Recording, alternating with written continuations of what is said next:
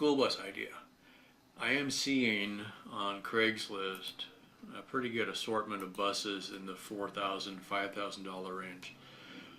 Some of them are diesel, some are gas, some have air brakes. For instance, this one I'm looking at right now, 1997 GMC Bluebird, gas engine, air brakes, clean title, clean inside and out, 71 passengers, $4,500 or best offer. Payment plan available, Visa, MasterCard, Amex, American Express accepted. So, just for the sake of seeing it, that's kind of what we're looking at. Alright. So,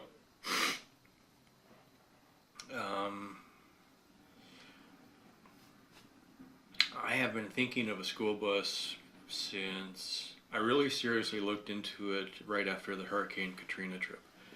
And I thought, rather than having to sleep in the back of a little van or getting a hotel, at the time I was looking at it as a way to save money on a trip. And in that respect, it wasn't a very smart idea because they got such terrible gas mileage on a long trip that I realized that for the money of buying a bus, doing a camper conversion, I could buy something like a Honda Fit or even a Volkswagen Jetta, get 30, 40, 50 miles to the gallon. And the money I would save on gas versus the bus, I could stop in a Motel 6 every other night at least and be money ahead, and it's a lot more comfortable to drive. You can park it, So at that respect, it didn't make a lot of sense to get a bus. So I kind of backburnered it. This was, that was the year Julie and I got married, so that's quite a while ago now. 2002, 2003 time frame, right after Hurricane Katrina. So Hurricane Katrina, I had the Astra van, and I drove it all the way to Memphis, and then down to Baton Rouge, and then back to Memphis, and then I came back. And especially coming back, I had several days of sleeping in the back of the van and driving to think about it, and I'm like, man, a school bus would be freaking cool for a trip like that. And then I figured out the mileage, and I'm like, okay, that's not so cool anymore. Well, I never really considered it long-term living. I was more thinking of it as a traveling bus for when I did do a trip like that, and I could have solar electric and solar hot water and that kind of thing. And I started looking at the conversion side of it. I was on some bus forums, and a lot of guys had some really neat ideas. So that was kind of how I was looking at it. But I hadn't really seriously thought about living in it long term. I was more thinking camping. And so then you're like, well, you'd have to figure out where you're going to park it. At the time, I was living in a house that I was renting for my parents when I got married. And there would have been, I could have parked it there, I think. But normally not. Also, I was doing wedding videos at the time, and it would have been really cool to have it as a sort of a portable studio. And I've looked at that a few different ways with motorhomes and the bus idea of setting it up. I had a motorhome for a while. It was an 85 based on a Ford E350 van. Probably 25 or 30 feet, probably 25, 26 feet long, something like that. I used to know, but it doesn't matter. And I had started doing a conversion on the motorhome because it was made to sleep six. It's got the dining hutch and a bunch of stuff. And I didn't need anything that it had in there, and it would have been just easier if it was an empty shell. So I started pulling stuff apart, and it wasn't like I just took a wrecking bar to it or something like that. I was looking first, and I realized that every little cubby hole that they had built was there for a reason, because there was a water tank underneath one of the benches, and so you'd have to move that, and then there was power distribution equipment under another bench, and and I wanted to put in like bucket seats, and I also had my black van then, So I was pulling the captain seats out of the van because I didn't want to keep the van. I wanted to put all my energy into the motorhome because then I'd have something I could live in, work out of, doing photography and stuff like that. And so I was setting it up with basically as a mobile editing station. So I could have, I took one of the bucket seats out of the van, rebuilt the hutch into a spot where I could mount 2 or 3 monitors and have a little shelf that I could put the keyboard and mouse on, and a cup holder so I could sit there for a long period of time and edit. And then I had one bed in the back, took out all the other beds, had the over cab storage area, or it was the over cab sleeping area I was going to set up for storage. So I was just going to throw all my gear bags for the cameras up there, and fridge was, I kept, the oven was trashed. It started, looking at it, the way it was when I first bought it, it was actually in pretty good shape for what it was. It was an older one, but everything was okay. I didn't like any of it. I kept looking at it. I'm like, okay, this is no good. This is no good. And then the plumbing was kind of sketchy, and the propane system was really rusty. And so I was going to take all that out. And I didn't like where any of the lights were. The exterior lights, none of them worked. So I bought like $500 worth of LED lighting for the outside, brake lights, tail lights, signal lights, all that kind of stuff. The marker lights at the top, redid most of that, rewired it all in. Motor was going to need some work. It wasn't running really good. But I did what I had time for at the time, and so I focused on the inside and the lights first, and then I was going to worry about the motor later, because it's just a matter of finding somebody to do a motor job for you. So then ended up moving into town, and I had the motorhome out on the farm at my mom's farm, and then I moved into Edmonton. Then I got the idea for the Alaska trip, and I was really excited about taking the motorhome. Well, I had bought the motorhome originally in Ontario, and I drove it all the way from Ontario through Ontario, Manitoba, Saskatchewan, Alberta, and that was over 1,000 miles or something like that. And I had enough money then to do it, but when I was starting to think about doing the motorhome for the Alaska trip, originally I was going to have the motorhome and the motorcycle, and I was going to use the motorhome for a base station, and I could do day trips on the motorcycle and then not have to load up the motorcycle so much. I could just take a light, 1 day, 2 day kit on the motorcycle, maybe sleep one night at a campsite and then get back to the motorhome the next day, kind of thing. That was the original plan.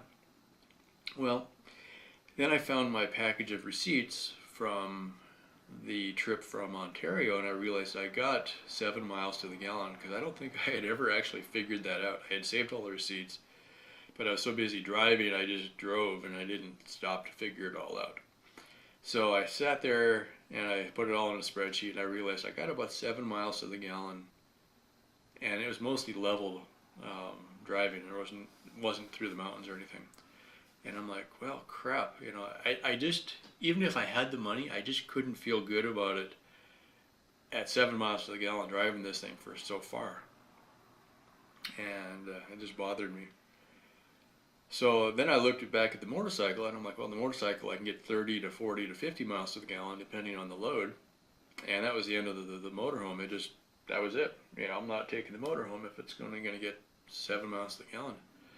So from then on, I shifted all my energy into the motorcycle, getting it ready for the trip and buying accessories and figuring out how to haul all my camping gear. The biggest problem with the motorcycle on that trip, not a problem per se, but it was the motorcycle. My whole purpose for the trip was cameras, to take pictures, to do to make some kind of an end product out of the trip. So I was hoping to take enough pictures that I could sell catalogs, which never happened. I also shot video of a lot of the trip when I was riding. I just had a camera on the handlebars, and I'm editing that footage now, 5 years later kind of thing. Finally getting around to looking at it. But so a big part of the trip was the cameras, and I also took a laptop. I think just the one laptop when I came right down to it. I was thinking about two, but I just took one. So then I had an inverter on the bike and dual battery system so that I could run the cameras, charge the laptop. I could sit at the campfire on a picnic table and at least upload the footage from the camera onto the laptop, and then I think I actually had an external drive with me also so I could back things up. And I had enough battery on the motorcycle. This was kind of slick. I set it up with a relay so that when you turn the bike on, the power signal from the motorcycle to the rear tail light, when the tail light came on, the relay energized, and that bridged between the starting battery, the main battery of the motorcycle, and these two extra cells. I had some gel cell batteries. They're about the same size as the motorcycle battery, but they call them gel cells. They're 12-volt battery. They're used in security systems and that kind of thing. So I had two of those, and I had wired them up to the relay so that when you turned the key on and started the bike, those batteries got recharged. And then when you turned the key off, they were isolated from the main battery, so I could run them completely dead, and I could still start the bike in the morning. So that actually worked out really good. So I had it set up where I had an inverter that I could plug into those batteries, and a little 300 watt inverter, and it was enough to charge up the laptop. And also, well, actually I didn't need to charge the small video camera because it was hooked up to USB. I had a USB adapter. Anyway, so that's kind of getting way off the point now, but so I had a large part of what was on the motorcycle was for taking pictures and video. So I had a little video camera on the handlebar. I had a bigger Handycam sized Canon video camera that I brought along to take other videos. So if I wanted to get some really nice video of something, I could pull that out. I didn't end up using it as much as I thought, but there was a few times at camp I'd pull it out and I'd kind of talk to the camera about what I had seen in the last few days, kind of thing. It wasn't every day though. I didn't use it as much as I thought I would. So that took up some space. I had the laptop, and then I had my big Canon 1D full-size professional stills digital camera, and then I bought two lenses for that. I had a 70 to 210, I think it was, and a 17 to 40, and they were both quite large lenses. Physically, they took up a lot of space, and so there was a waterproof case that I had that was almost the size of a laundry basket, and that was just dedicated to cameras, lenses, and laptop. And there was maybe a couple other things in there, but that case was almost entirely that. And that was half of my storage space was just for cameras, basically. Plus, I had taken a tripod along, and I had took a lawn chair along because it'd just be nice to sit on something, Didn't take up very much space. The tripod and the lawn chair were almost equal in size when they were on the bike, and then a couple weeks worth of clothes, and a bunch of food and stuff like that, and a whole bunch of tools. But so looking back on it, yeah, the motorhome would have been great. I met a guy that was doing almost exactly what I was doing. And he had the motorhome, and he could drive as slow as he wanted to go, and when he saw something he wanted to take a picture of, he'd pull off on the side of the road, and it's just so much easier because on the motorcycle everything had to be packed up and unpacked to use it again. It was just really inconvenient. So I always thought if I ever do it again, I'll do it a different way. Anyway, so roundabout again, in the last 6 months I've thought of school buses 2 or 3 times, and I thought, okay, it's going to cost me $3,000 for a school bus minimum. I've seen a couple for about $1,000, and either they didn't run, or they were pretty tore up, or they were really old. And so at first I was like, okay, that would be actually okay. Get it parked out on the property and not ever drive it again. You know, so that was my first thought. It'll be really fast to get it set up. It's already, watertight and windproof, and so I'd have something to live in very quickly. And then I started thinking, well, I'd rather have, instead of spending $3,000 on a bus, excuse me,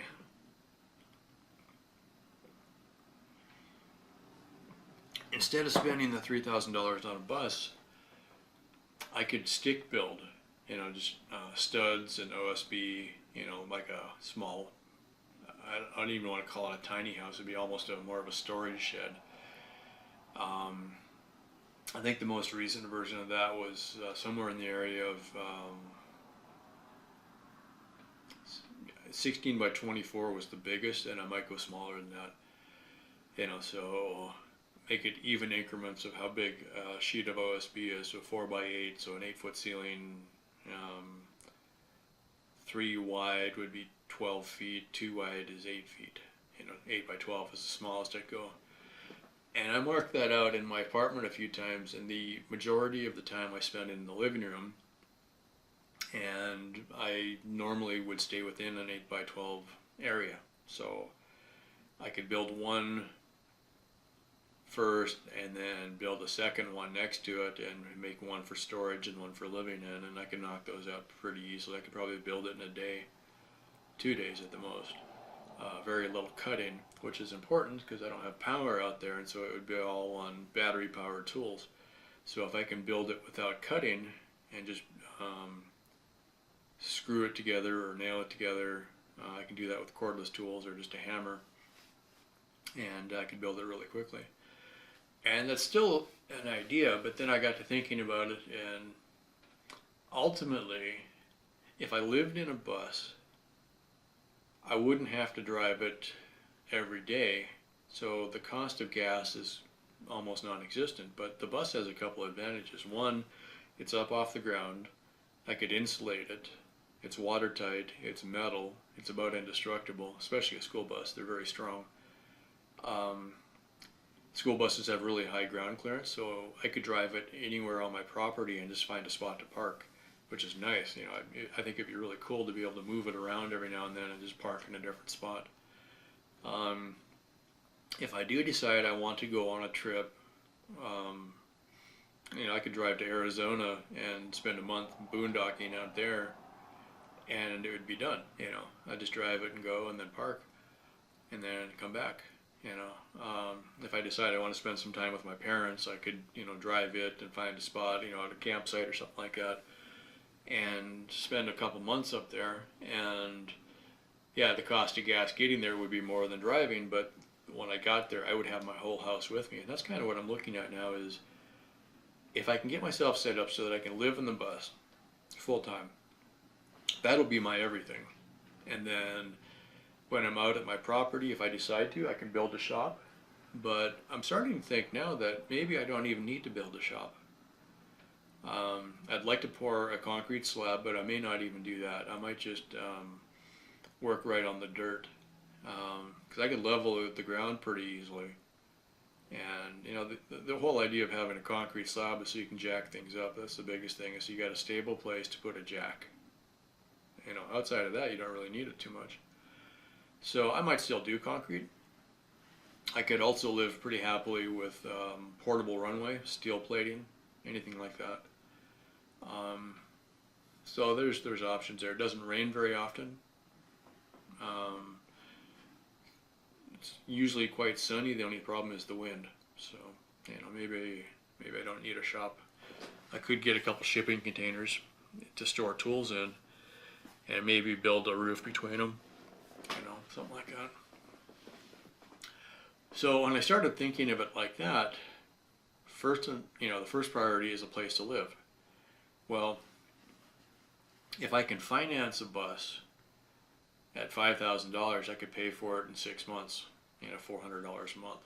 And I could do that right now, based on how much money I'm making.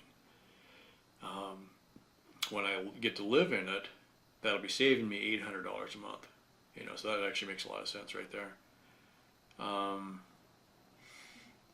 And I would also have the option, once I have it licensed and converted, if I decide to, if I end up working in El Paso, I could drive the bus into town, find a spot to park it, and then bicycle to work or something, and then on the weekends drive it home again, and then that would save me an hour and a half of driving each way, so at that point, if I only drove it once a week,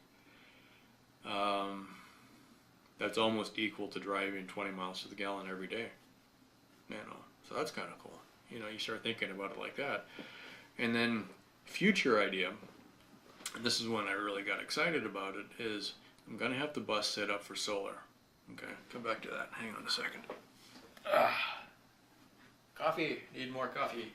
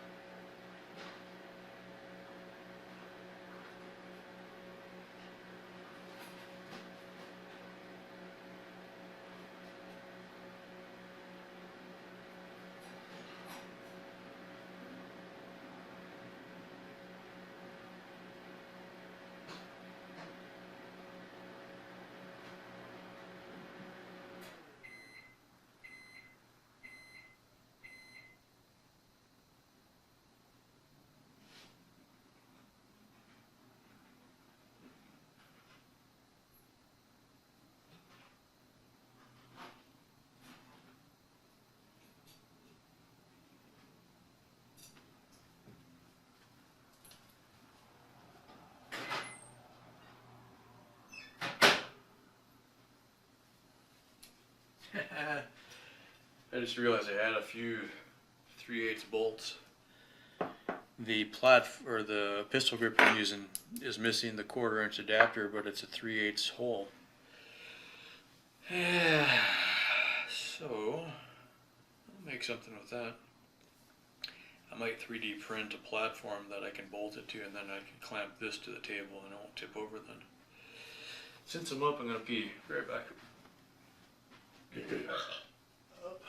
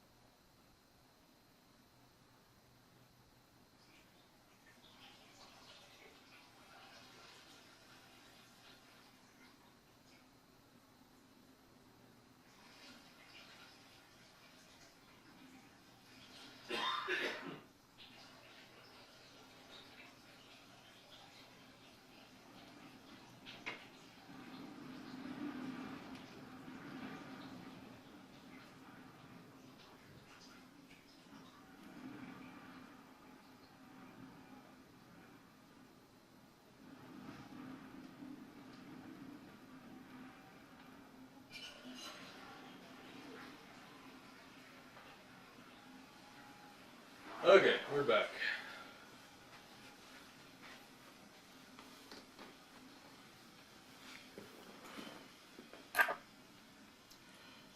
Gotta check this out real quick.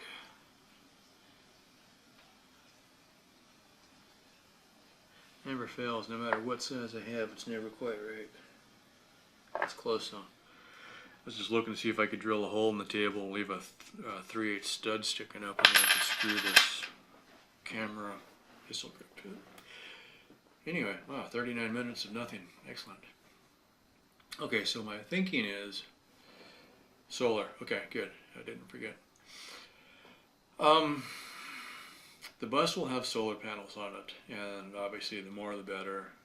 The amount of roof space on a bus is enormous.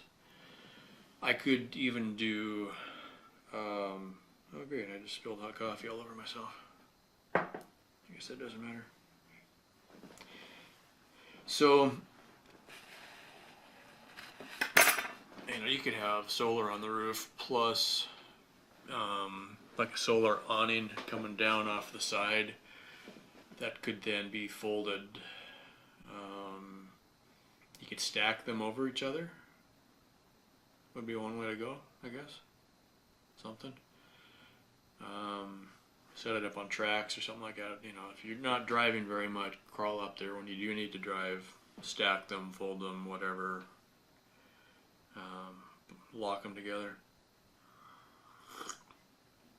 Okay, so moving something the size of a bus with electricity is probably not the most efficient way to go. Although trains are electric. Almost all trains are electrically driven. They're just powered by a diesel generator, so electric makes a lot of sense for a bus. There is city buses that have up to 150-mile range using lithium-ion battery packs. I saw one recently that was made in China that they're using that seems to work pretty well. So pure electric drive probably wouldn't be very good choice. It would cost an enormous amount to get enough batteries to drive it for any distance.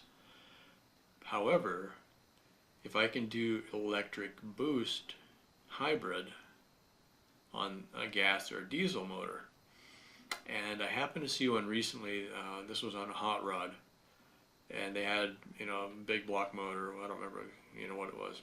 Maybe it wasn't even big block, but, a V8. And at first it looked like a supercharger because it had that tooth belt driving off the crankshaft. And it goes up to this, cylindrical shape object that you think is a supercharger, and then you realize, no, that's a motor because it had wires coming off of it. So what they were doing is they took a AC electric motor, and when you needed more power, the electric motor would help turn the gas motor, and it would give you, in essence, an extra, say, 100 foot-pounds of torque. And electrics are good at very low RPM torque. That's really where they shine, and so it would get you going quicker, and at the same time it would be using less gasoline to do it, and so you actually got more horsepower and less gasoline. Okay, so this car was putting out something like a combined total of 500 horsepower between the gas and the electric, and it was getting 20 or 25 miles per gallon in a hot rod.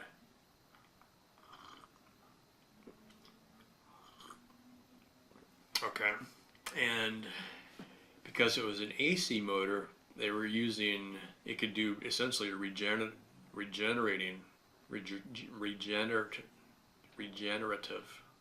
yeah, easy for you to say. So anytime they let off the gas, like slowing down, it would be doing almost like engine braking, and the electric motor turned into a generator, and it was helping slow the motor down, it was help slow the car down. Okay, so it'd be like if you downshift and you want to slow down, that it was, instead of regenerating right off of the wheel motors, which is more common, this was slowing down the motor, and so it would have a tendency and you could tune that, which is kind of cool. So if you're at a certain position, like say if you're halfway on the throttle, you're putting some electric in and you're going faster. If you really hit it, you're putting a lot of electric in.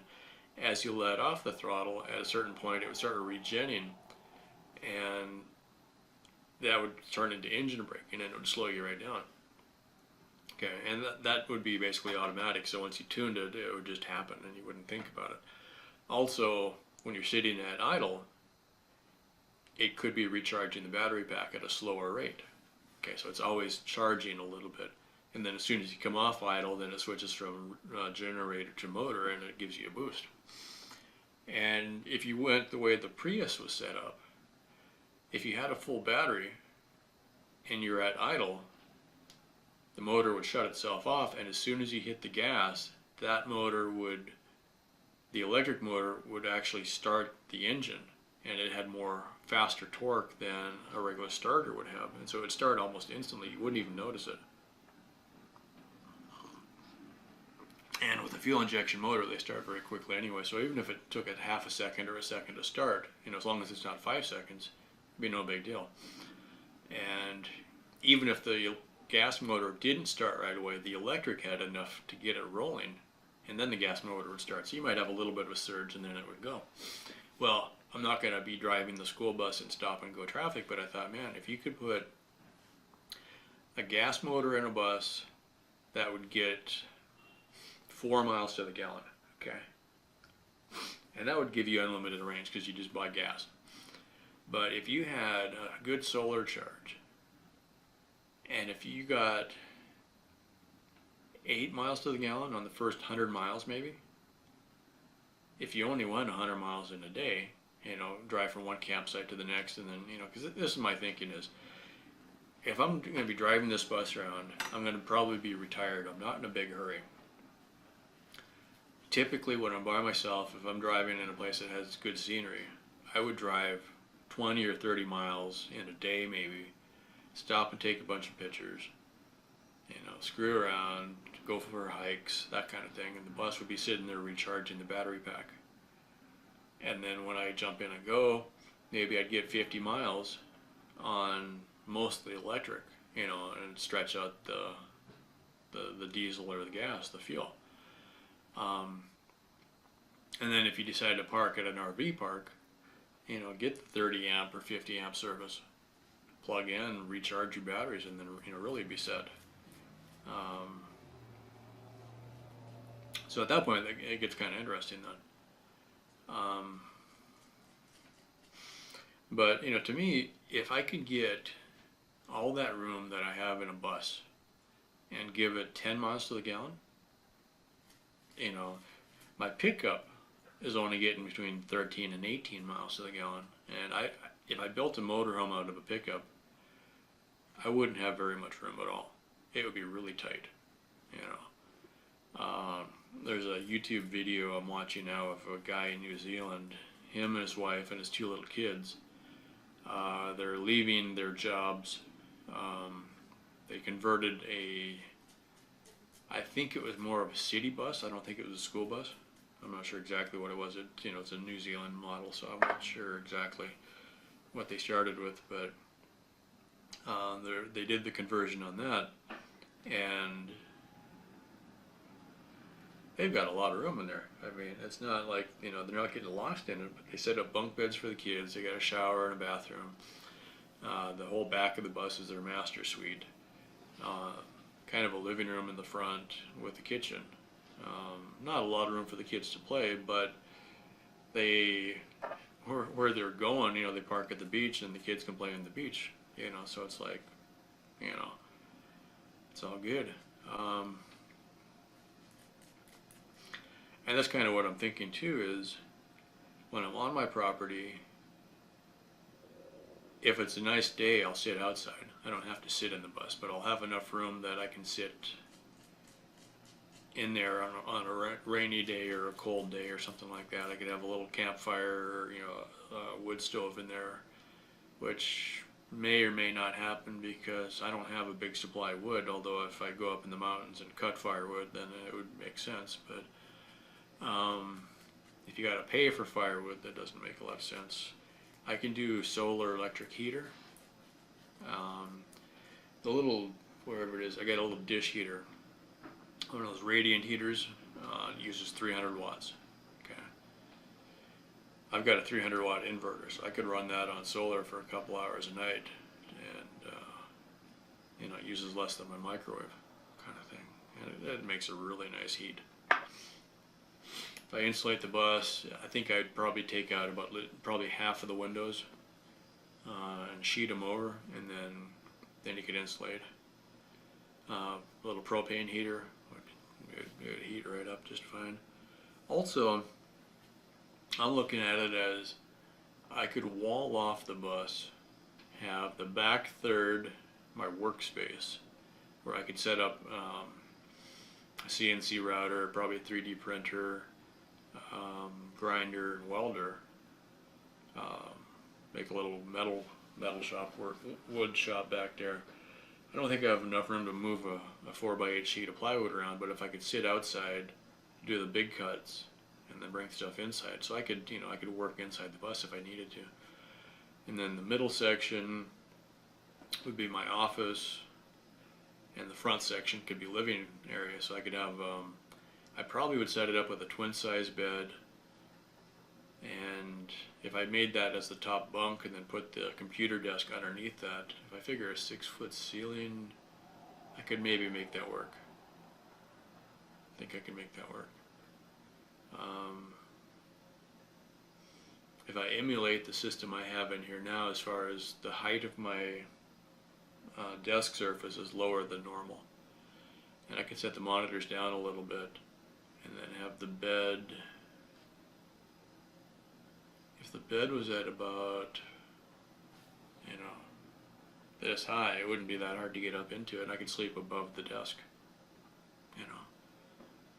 That would free up a lot of space. And then have the kitchen on the opposite side, which would just be a simple counter, single sink, microwave, maybe a propane stove.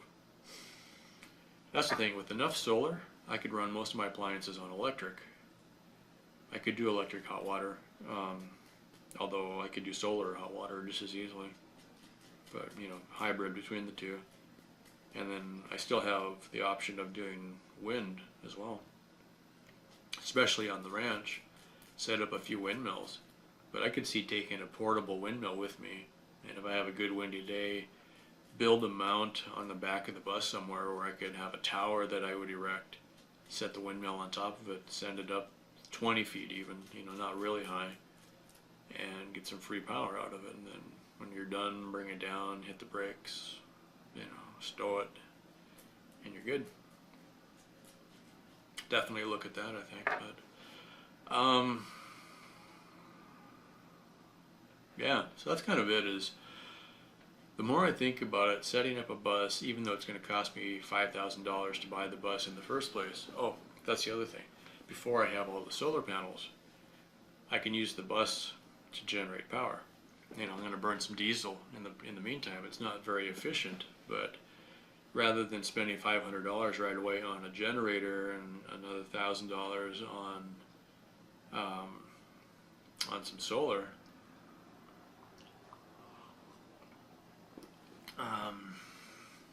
I had a few deep cycle batteries. Start the bus, run it for an hour, shut it off, run everything off of the house batteries then. If I'm driving into El Paso every day, I'll definitely have it set up so I can take a couple of deep cycle batteries with me, leave them plugged into the truck when I'm driving, have them isolate when I shut it off again. And I think in an hour and a half of driving each way, I could probably fully charge a deep cycle battery. And at that point, you've got probably enough power to run everything for the evening just based on driving to work. So if I mean that's in the truck. If I take the motorcycle, I can probably generate enough power to charge a laptop and phones and flashlights, so I could have portable lighting. I could do small power off of the bike, sort of like how I did on the Alaska trip, take a couple deep cycle. I could probably make a battery box for the back of the bike that would hold the deep cycle battery and charge it on the way to work and back. I might test that just to see how long it would take to charge. I've got LED lights on the bike now, so that does free up some power. It's an option. Anyway, so I'm still keeping the idea for a shack open. Last thing on that, if I get the bus, I can get a trip permit. I think that gives me 30 days. I could use the bus for the move. Okay, so I don't have anything, I don't think, that I couldn't sit onto the seats of the bus. You know, so instead of having to pull the seats right away just to haul things, I don't think any of my stuff wouldn't fit. I think all of my stuff would fit. There's a good double negative for you. So, you know, you take all the stuff that's already in crates, you put 1 or 2 crates on every seat. A few things might be too long. You could set them on the floor between the seats.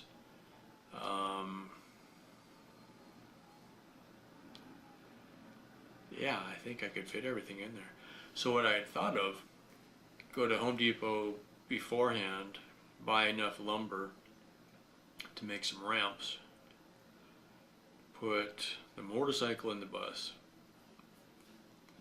drive the bus to the ranch, park it and leave it, unload the motorcycle, drive the motorcycle back, get the motorcycle on the back of the truck, and then drive the truck out there, and then I'm done. You know, so that would work.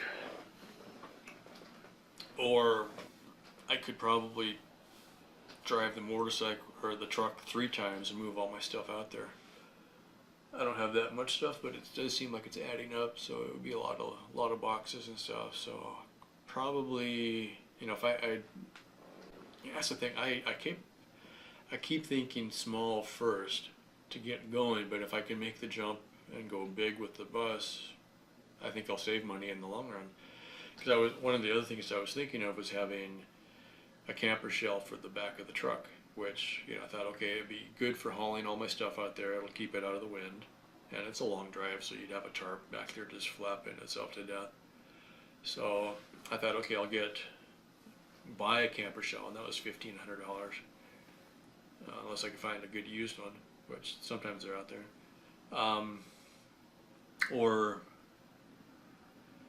Or build a camper shell, and that would be 2 or 3 sheets of OSB and a few 2x2s or 2x4s. Well, I've almost completely filled this memory card up. Good job. Okay, so yeah, I could build a camper shell, and you know, I could live in that if I needed to. You know, I could sleep in it, leave some stuff in it. So it would be like build a camper shell, sleep in the camper shell while I'm building my shed, then I'd sleep in the shed until I get the shop built, and I won't have the shop for 6 months or a year probably, because I want to get ahead on the land payments first. Well, then I thought, well, shoot, you know, if I don't buy the camper shell for $1,000, that can go towards the bus. You know, there's a down payment. If it's January now, I don't think I will move before May. Okay, so that's 5 months. I don't think I can save $5,000 in 5 months. I don't have that much surplus in the budget right now, but I could probably come up with $3,000. So if I can get to $3,000 and then set it up on a credit card for automatic payments after that, or something along that line, I could have the bus by June probably. So one of the first things I need to do is get in contact with the people that have the bus, because the ones that'll finance, what I'm thinking is, if I can pick a bus, make payments, leave it there, then I don't have to pay for storage. And then when I'm ready, get the trip permit, and in the meantime, get my air brake license. I don't need a full Class A or anything, but I think if I had a temporary trip permit on the bus and my air brake endorsement, I think I'd be okay to drive it, because I won't have anybody in there. But technically, you're not supposed to have the bus with seats in it unless you have a bus license, and I really don't want to get a bus license, because I'm going to drive it one time, park it, pull the seats out, do the conversion, so I'll never drive it again with the seats in it, hopefully. Because I've still got the pickup, I can use that for hauling anything I need. Okay, this is the end of the clip in 3, 2, 1, stop.